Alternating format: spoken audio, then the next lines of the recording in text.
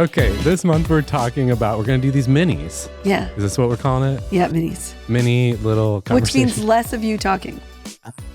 We've gotten a lot of listener response. Like, Steve, could you kind of back it down a bit, bro? So we're going to do 2 a week, these mini conversations on different topics that you and I are thinking about that could spark ideas for goals or for the year, things to just give you ideas and food for thought. Yes. I think a lot of people are asking us about goals and intentions and coaching, but we get a little bored of ourselves when it comes to that topic. So this might just be different flavors that could spark interest. Yeah. Today I want to talk about themes over goals. Mm-hmm. So the idea of setting a theme for the year. Yeah. Okay, there's different names for it out there. I don't even know. I feel a little out of the loop. But I do know Kendra Adachi talks about these ideas in her book, The Lazy Genius Way, and she has a podcast.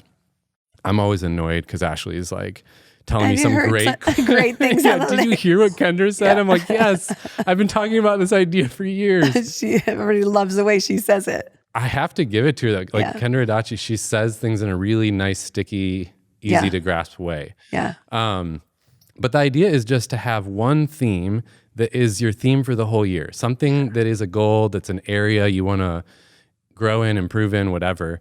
But it's a theme that's just for the whole year instead of these small goals and numbers.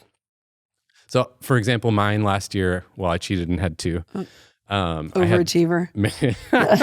Yeah, I know. I had marriage and money. Okay. Because coming out of COVID, those were two areas that needed some work. Yeah. And so the idea is if I set a goal around either of those, I'm setting myself up probably for failure and then disappointment because I'm not going to make the thing happen. Mm-hmm. But also it's just, these are too big of, these topics are too big to set a goal around. Mm-hmm.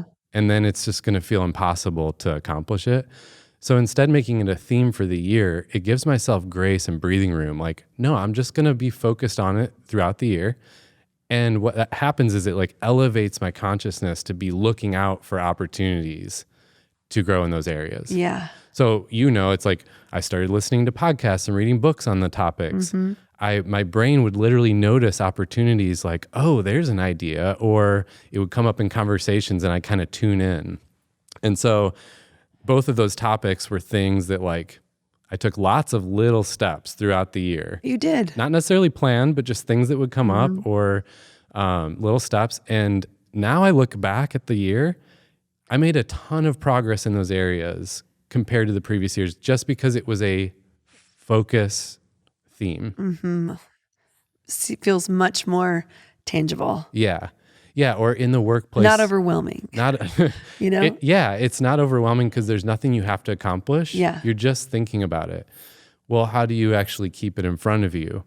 That's where I actually have a little, in my notes app, I write down some goals, but at the top is that theme, just in all caps. Mm-hmm. And so at least every week, I'm kind of glancing at that and just keeping it fresh. In my work setting, I have one for this year that's just called Leadership Presence. Okay. So you and I had a conversation. I was just going to ask you if you already decided for this year. So that's yours? I'm keeping money and marriage because there's still ways to go. But for work-wise, I was like, I need one on leadership presence. You and I had a conversation that just got me thinking about that. And I think Greenhouse is in a new stage of growth and it requires new things from me. So I'm just going to be looking out for that topic. Yeah. I'm not setting any numbers or specific goals yet. Don't even really know exactly what it means yet. I don't even know what it means yet, but I want to learn about it. I want to think about it. I want to have conversations about it. And I think over the course of the whole year, like some good things will definitely happen. I love it. Do you ever think in terms of themes? Is there something that you have? I definitely have in the past. I've done mostly what I've been doing over the years is your 7 categories of intentions. And then sometimes I've narrowed in on 2. And of course, relationships and money are in those categories. So calling out your 2. But I have not thought about my themes yet. But I love that idea. I love this. I love things around simplicity. Mm-hmm. So I like that idea a lot. Yeah. Yeah, it makes it simple. Mm-hmm. One thing that Kendra says in her book is decide once. Yeah. Meaning like, decide the types of meals you like one time and then do them over and over. Yeah, right? It's like I've the Mark learned that one from her. Zuckerberg t-shirt effect. Like decide one time what you're wearing and just keep wearing that so you don't have this decision fatigue every day, every week, every month. And I think what we see a lot with corporate clients is these leaders and these teams every month they're like, what should we be focused on? It's like, just sit down and decide it once for the year and then keep focusing on that one thing. I think that's part of what makes it lighter and easier. And honestly, I think more effective. I get a lot more progress made in one of those themes than I ever do in all of my goals.